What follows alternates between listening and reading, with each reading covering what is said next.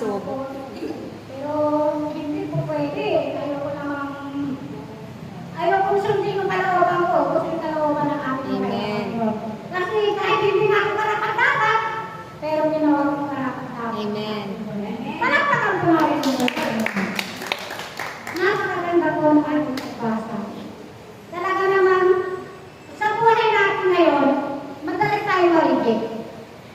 Halimbawa, kapay ko ng trabaho, masakit. Kung anong minsan, hindi tayo ng ating kapwa, masakit pa rin. Pero kung babae na po na tumapos sa ating Panginoon, baka siya i-reject ng Panginoon, ipinagpalo pa rin ng Panginoon ang kanyang kahilingan. Kasi sabi ng Panginoon, hindi ka taga-Israelita eh. Taga-ibang lugar ka eh. Diba? Yun ang sabi ng Panginoon sa kanya. Kaya bakit lang na nanatilig ang Panginoon sa sinabi ng babae, nagpakabangay naman yung babae. Bagamat hinahili na yung tulad sa tuta, nagpakabago talaga yung babae. Ganun kamahal ng babae nito at kanyang anak. Lahat gagawin. Kahit ikaw lumuhod sa harapan para ito galoon sa iyo ang kahilingan. Palagpakan ko natin ang buhay ng Panginoon. Ang Panginoon naman sinusubok naman tayo eh. Una, i-release tayo sa usapan baga nilinis muna ng Panginoon ang ating puso. Pangalawa, ituturo muna sa atin ng Panginoon ang tamang daan. Ang tamang tipo para sa atin, para tayo ay pagbuksan. At kung pangatlo, doon ay pagkakaloob ang ating hinihingi sa Kanya. Palagpakan ko natin ang ating buhay ng Panginoon. Talagang nagsagot ng Panginoon. Magtiwala lang tayo sa Kanya. Huwag tayong sumuko. Kailangan ang ating pananampalataya sa Kanya ay nasa puso lagi natin. Huwag natin yung isip na, ay, nilipin ako eh. Masakit ang maripik eh. Pero, lagi nakahanda ang Panginoon na tayo tulungan. Kahit marami tayong pagsubok sa buhay, lagi tayong binabantayan at binababayan ng ating buhay na Panginoon. Kasi siya ang ating lakas, siya ang ating manggagamot, siya ang ating provider sa lahat ng ating pangangailangan. Palagpakan po natin ang buhay ng Panginoon. God is good all the time. Love is alive. Set my spirit free. Love is the Father. Maraming palakpak sa ating buhay ng Panginoon. Tunay po na napakabuti ang Panginoon sa atin. Bagamat tayo ay lagi nagkukulang, nagkakamali, pero hindi tayo bumibitaw ng ating Panginoon. Laging hawak-hawak ng Panginoon ang ating kamay. Pag tayo nakakaramdam ng paghihina, binibigyan tayo ng Panginoon ng kalakasan. Pag tayo nakatakot, ibinibigay sa atin ng Panginoon ang kapayapaan. Palakpakan po natin ang ating Panginoon. Tunay po na tayo na nandito na sa gawain ng ating Panginoon, tuloy-tuloy lamang tayo magpintun. Huwag natin iisipin yung nagbibigay sa atin, yung tumakapon sa atin. Ang isipin natin ay natin kasama natin si Kristo. Palakpakan po natin ang buhay ng Panginoon.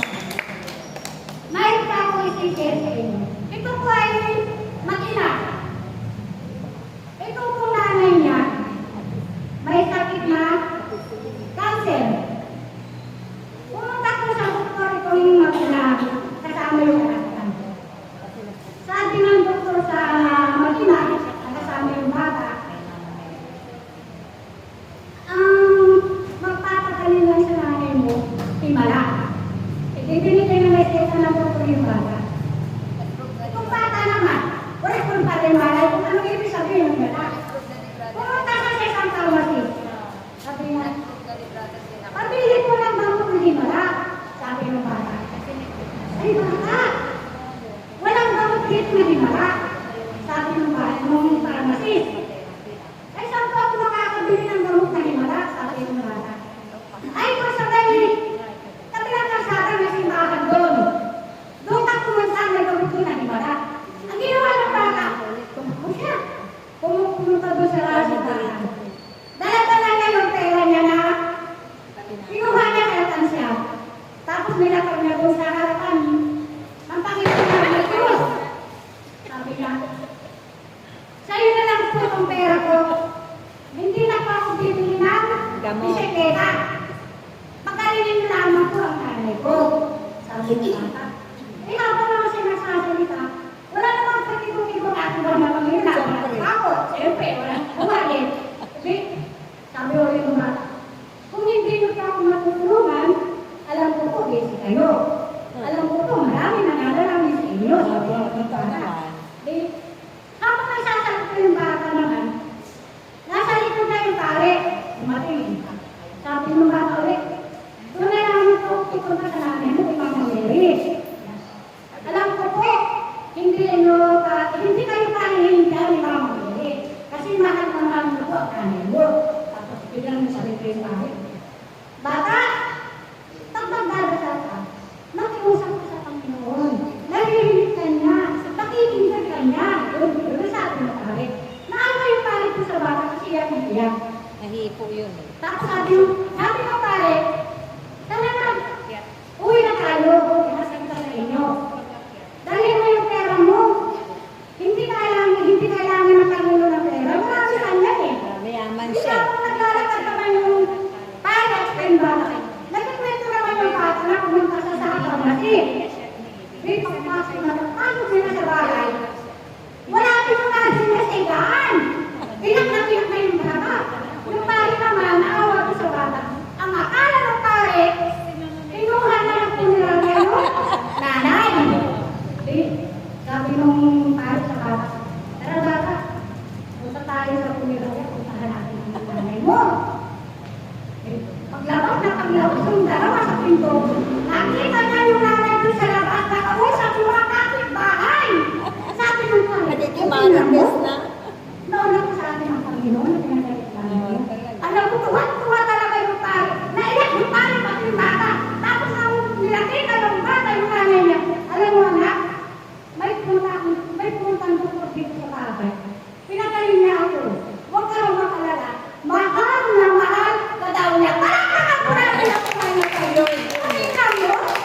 Bata lang yun ha? Pero yung kanyang Narinig ko yan.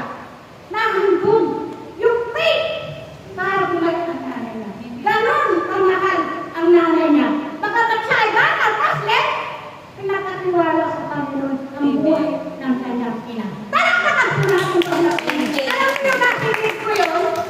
Sabi ko, para naman sultano ko ng bakit ko. Kasi pag may dumating na ako sa buhay ko, nandun naman yung ako. Panga mo ba?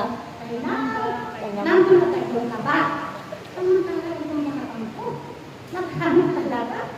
Biro mo, pumunta pa lang kasi para maghanap ng bangko mahimala. Samantalang ako, na may inat na maganda na.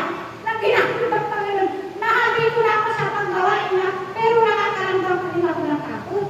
Samantalang yung bata mo, nahandun ka na ng palataya at pagtitiwala na kayang-kayang pagalingin ng Diyos ang kanyang ina. Palakpakan ko natin ang kanyang.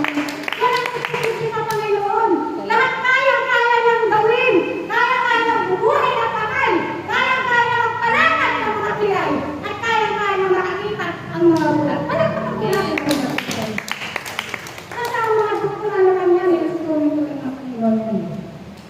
Kaya kailangan mo natin ang mga gamot na iniinom, lagi natin ito panalangin. Para ang kapangyarihan ay mapunta sa ating mga gamot na iniinom. Yun lang naman talaga ang gusto natin ng Panginoon. Siya yung laging unahin. Siya yung laging number one bago tayo pumunta sa doktor.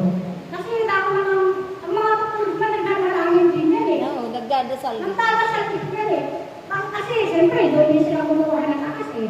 Lalo-lalo, hindi nila napagaling sa nila kasi nakita naman yung kanilang ano eh. Konsensya. Konsensya na nakalagit na hindi nila napagaling sa kanilang pasyente. Parang kapag natin doon ang ano.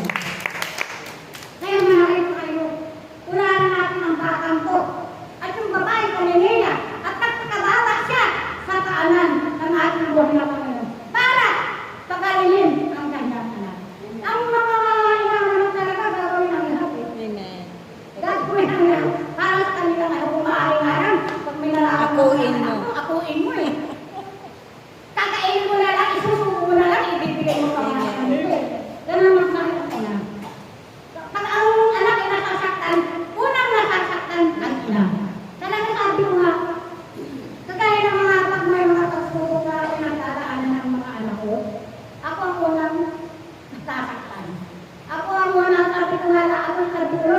Ipuin mo. Ipuin mo ang mga tao na nakita sa akin ng anak. At talaga naman wala naman ako magagawa. Pero alam ko ikaw ay mayroong magagawa. Kasi ikaw ang makapangyarihan sa lahat. Ako, bilang tao, kahit na nandito na ako sa gawain, nakakamali pa rin ako, nakakasala pa rin ako. Wala nang perfecto eh. Si Maria lang ang walang bahid na kasalanan. Tayo Maria na makasalanan. Palakpakan po natin ang Panginoon. God is good. All the time. All the time. Yahweh Shaddai. Set my spirit free. Tayo na Father. Maraming salamat.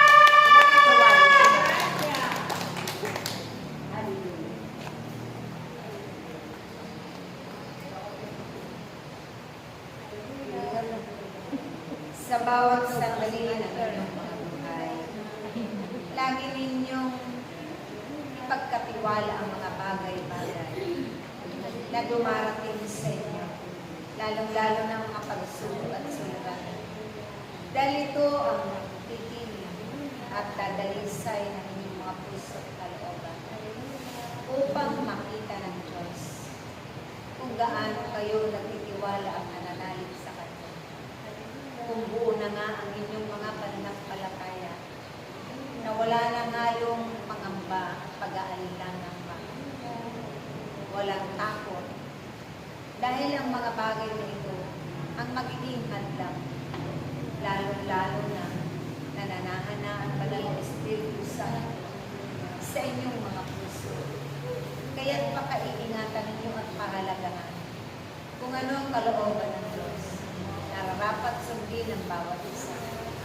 Dahil ang isa sa pinakamahalaga ng buhay ay ang kababaan ng kalooban, kabaitan, kainamunan, pag-uunawa, paggalang at pagpapatawad, kasabay ng pag-ibig, na ito ang inyong ibabahagi at bibigyan lagi sa bawat gawain o sa bawat pagtitipon na naroon ang Diyos upang maibahagi ninyong lahat ng kabutihan na anong mayroon kayo sa inyong mga buhay. Kung kaya kayong lahat, wala na ibang pagkakatiwalaan pa ng mga buhay ninyo, kundi ang Diyos lamang na makapangyarihan sa inyo. Palakpakan po natin ang buhay na Panginoon. Tunay po na magtiwala lamang tayo sa ating buhay na Panginoon at lahat ng ating mga hinihingi, lahat ng ating itinadain sa Panginoon ay kanyang tutugunin. Totoo lang kung mula nung dumating na tuloy-tuloy ako lumating sa gawain na kahit matapagod, ito ang aking katahimahan eh. Amen. Pagkatapos magtrabaho, dito tayo magtatahinga sa gawain ng ating buhay na Panginoon. Kasi mula nung sunod tuloy-tuloy na ako na ng gawain, unti-unti na rin hinihingi ko yung asawa ko na dati. Para ilong, walang araw na walang ilong. Ngayon hindi na sa umiinom. At saka, siyang tagalab ako. Pag umuwi ako ng bahay, magsasampay na lang ako, mainis na eh. Kaya talaga naman,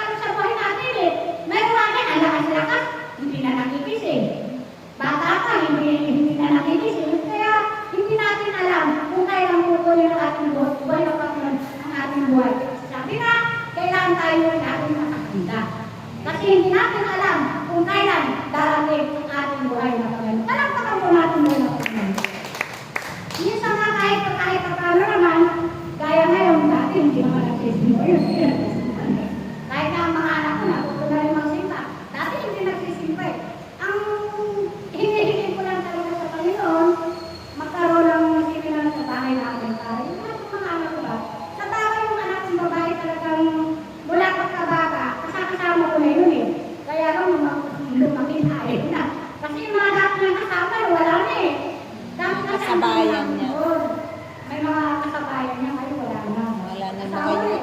Kaya sabi ko nga